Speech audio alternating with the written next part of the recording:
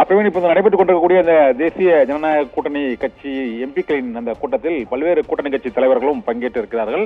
இப்போது அங்கு தேசிய தலைவர் பாரதிய ஜனதா கட்சியின் தேசிய தலைவர் ஜே பி நட்டா அவர்களை வரவேற்று உரையாற்றி கொண்டிருக்கிறார். இதன் பின்னர் கூட்டணி கட்சி தலைவர்கள் பிரதமர் நரேந்திர மோடிக்கு ஆதரவு கடிதத்தை வழங்க இருக்கிறார்கள்.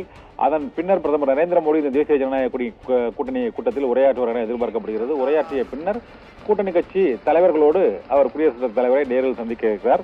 இந்த கூட்டத்தில் தமிழகத்தில் இருந்து அன்புமணி ராமதாஸ், டிடிவி தினகரன், ஓபிஎஸ் மற்றும் ஜி கே வாசன் உள்ளிட்ட தமிழக பாஜக கூட்டணி கட்சி தலைவர்களும் இந்த கூட்டத்தில் பங்கேற்று இருக்கிறார்கள். இதே போல பிரதமருடன் அங்கு மேடையில் ஐக்கிய ஜனதா தள கட்சியின் தலைவர் நிதிஷ்குமார் மற்றும் தெலுங்கு தேசம் கட்சியின் தலைவர் சந்திரபாபு நாயுடு உள்ளிட்டோர் மேடையில் ஒன்றாக அமர்ந்திருக்கக்கூடிய அந்த காட்சியும் பார்க்க முடிகிறது. இதே போல அந்த மேடையின் கீழே அந்த கூட்டத்தில் பல்வேறு கூட்டணி கட்சி தலைவர்களும் அங்கு அமர்ந்திருக்கிறார்கள். சிராக் பாஸ்வான் மற்றும் குமாரசாமி உள்ளிட்ட மாநில கட்சிகளின் கூட்டணி கட்சி தலைவர்களும் இந்த தேசிய ஜனநாயக கட்சி எம்பிக்களின் கூட்டத்தில் பங்கேற்று இருக்கிறார்கள். தற்போது இந்த கூட்டம் அவர் ஜே பி நட்டா உரையாற்றிய பிறகு கூட்டணி கட்சி தலைவர்களுடன் பிரதமர் உரையாற்றுவார் என எதிர்பார்க்கப்படுகிறது. அந்த உரைக்கு பின்னர் கூட்டணி அரசு அமைவதற்கான அந்த கடிதத்தை எம்பிக்கள் அளிக்க இருக்கிறார்கள். அதன் பின்னர் தான் அவர் இந்த கூட்டணி அரசை முதன்முறையாக பிரதமர் மோடி தலைமையிலான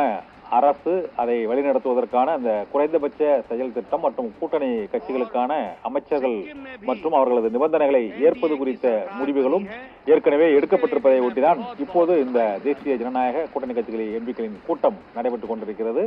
இந்த கூட்டத்தில் அவர்களது கோரிக்கைகள் தொடர்பாகவும் முடிவெடுக்கப்பட்டு அறிவிக்கப்படும் என எதிர்பார்க்கப்படுகிறது.